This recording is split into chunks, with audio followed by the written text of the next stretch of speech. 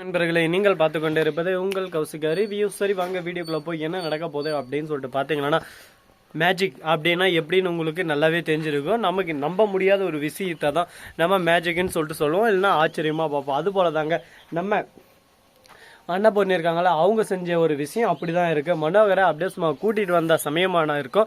மனோகர் வந்த உடனே கேஸ் எல்லாமே அப்படியே சும்மா டக்குன்னு மாறுதுங்க. ஒரு பக்கம் கோர்ட்டில் போய் சப்மிட் பண்ணுறாங்க. அந்த சமயத்தில் நம்ம மனோகர் வந்து எல்லாத்தையும் பேசுகிறாங்க. என்னம்மா ரஞ்சிதம் ஏதோ விஜய் கொலை பண்ணாரு அப்படி இப்படின்னு சொல்லிட்டு நீ தான் பார்த்த சாட்சின்னு சொல்லிட்டு சொன்னாங்க. உண்மையாம்மா ஏன் நான் பெத்த மகளே அப்படின்னு சொல்லிட்டு கேட்குறாங்க. உடனே நம்ம ரஞ்சிதம் இருக்காளே அவன் முழிக்கிறா திருன்னு ஒரு பக்கம். அப்பான்னு சொல்லிட்டு உடனே சொல்லுமா, வாயை திறந்து சொல்லு, என்கிட்ட எல்லாத்துக்கும் ஆதாரம் இருக்குமா, நீ அன்னைக்கு எங்கே இருந்த, என்ன பண்ணிட்டு இருந்தேன், அது மட்டும் இல்லாமல் நீ என்ன சூழ்ச்சிகள் செஞ்சுட்டு இருந்தேன், நான் ஏன் வீட்டை விட்டு போனால் அது எல்லாமே உனக்கு நல்லாவே தெரியும். நீ ஒருத்தர் மேலே பழி போகிறதுக்கு முன்னாடி அதை எல்லாமே செஞ்சது யாருன்னு சொல்லிட்டு நீ நல்லா யோசிச்சுட்டு இந்த இடத்துக்கு வந்திருக்கணும். ஆனால் நீ யோசிக்காமல் பண்ண ஒரு விஷயம் இப்போ வாழ்க்கையவே புரட்டி போட போதே அப்படின்னு சொல்லிட்டு சொல்லிருக்காங்க. என்னடா சொல்கிறாங்க இவங்க சொல்கிறதெல்லாம் பார்த்தா நமக்கே ஒரு பக்கம் பதட்டமாக இருக்கு. ஒருவேளை இந்த கொலையை செஞ்சது ரஞ்சிதமாக்குமோ அப்படின்னு சொல்லிட்டு ஒரு பக்கம் யோசிக்கிறாங்க.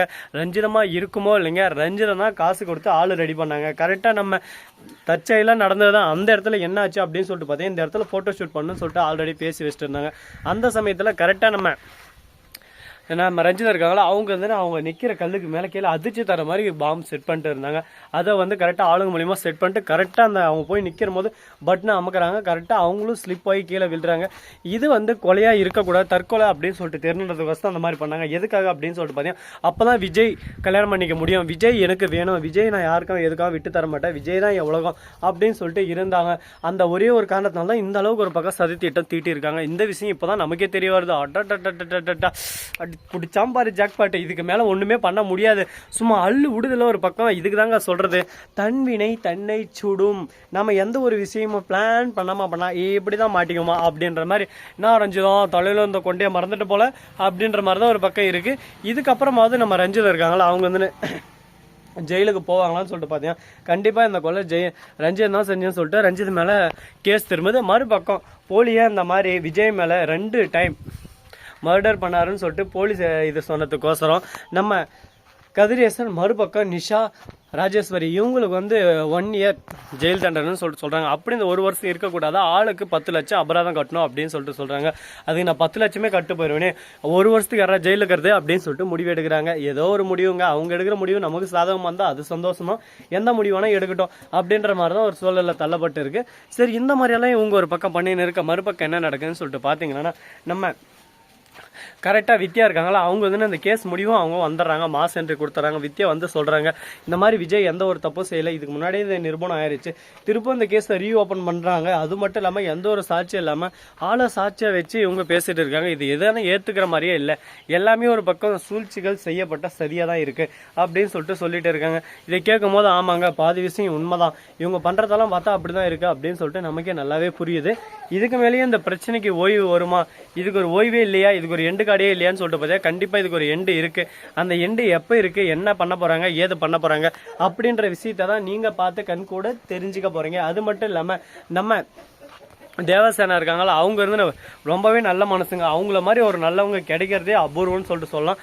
அவங்க வந்ததால அங்கே எல்லாமே தலைகீழ மாதிரி இருக்குது. அவங்க மட்டும் வராமல் இருந்திருந்தாங்க இந்த பிரச்சனையே வேற மாதிரி மாறிட்டு இருக்கும்.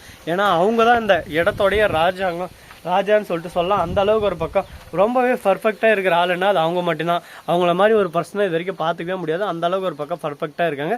சரி, இந்த மாதிரி அந்த மாதிரியெல்லாம் ஒரு பக்கம் பிரச்சனை போயின்னு இருக்கா. மறுபக்கம் என்ன நடக்குதுன்னு சொல்லிட்டு பார்த்தீங்கன்னா, நம்ம வெண்பா குட்டி இருக்காங்களா, அவங்க இருந்துன்னு வராங்க கோர்ட்டுக்கு வந்து, நான் எங்கள் அப்பா கூட தான் இருப்பேன், எங்கள் தாத்தா கூட நான் இருக்க மாட்டேன், எங்கள் தாத்தாக்கெல்லாம் சூழ்ச்சி செஞ்சு என்ன எங்கள் அப்பா கிட்ட இருந்து பிரிக்க பார்க்குறாங்க, இனி எங்கள் அப்பா விட்டு நான் இருக்க மாட்டேன் அப்படின்னு சொல்லிட்டு அழ ஆரம்பிச்சிடறேன். இவங்களுக்கு என்ன பதில் சொல்கிறதுன்னு அவங்களும் தெரியாமல் முழிக்கிறாங்க. ஒரு பக்கம் என்னடா அது இந்த குழந்தை இப்படி அழுத ஒரு பக்கம் அப்படின்னு சொல்லிட்டு, ஏன்னா இவங்க கதிரேசன் கூட இருக்கணும்னு சொல்லிட்டு கொடுத்தாங்களா, அதை வந்து இப்போ வாபஸ் வாங்குறாங்க. கதிரேசன் விஜய் மேலே எந்த ஒரு தப்பு இல்லை, விஜய் தான் வெண்பாவுக்கு ஏத்த அப்பா. அவங்க விஜயை வெண்பாவை நல்லாவே பார்த்துப்பாங்க. இனி உங்களுக்கும் வெண்பாவுக்கும் எந்த ஒரு சம்மந்தம் இல்லை, இனிமேல் வெண்பாவை தேடி நீங்கள் வரக்கூடாது, எந்த ஒரு தொந்தரவும் பண்ணக்கூடாது அப்படின்னு சொல்லிட்டு எழுதி வாங்கிடுறாங்க. கதிரேசனும் எழுத கூடாது தான், எழுத முடியாமல் ஒரு பக்கம் எழுதி கொடுத்து போயிடுறாரு, வேறு வழி இல்லை. இல்லைனா கதிரேசனை பிடிச்சி அடி நடிச்சு ஓட விட்டுருவாங்கல்ல. அதனால கதிரேசனும் வேறு வழி இல்லாமல் சரி ஓகே அப்படின்னு சொல்லிட்டு எழுதி கொடுத்து அங்கேருந்து கிளம்பிடுறாரு. இதுக்கப்புறம் என்ன நடக்குது அப்படின்னு சொல்லிட்டு பார்த்தேன். இதுக்கப்புறம் நடக்கிறது எல்லாமே நல்லதாக தாங்க நடக்குது. இதுக்கப்புறம் பிரச்சனைன்றதே ஒன்றும் இல்லை. இந்த சுவாரஸ்யம் ஒரு பக்கம் அதிகமாகிட்டு போயிட்டே இருக்கு. இதுக்கப்புறம் சந்தோஷமான ஒரு வாழ்க்கை நிலவ போகுது அப்படின்னு சொல்லிட்டு ஒரு ஆர்வத்திலே ஒரு எக்ஸைட்மெண்ட்லேயும் போயிட்டு இருக்காங்க.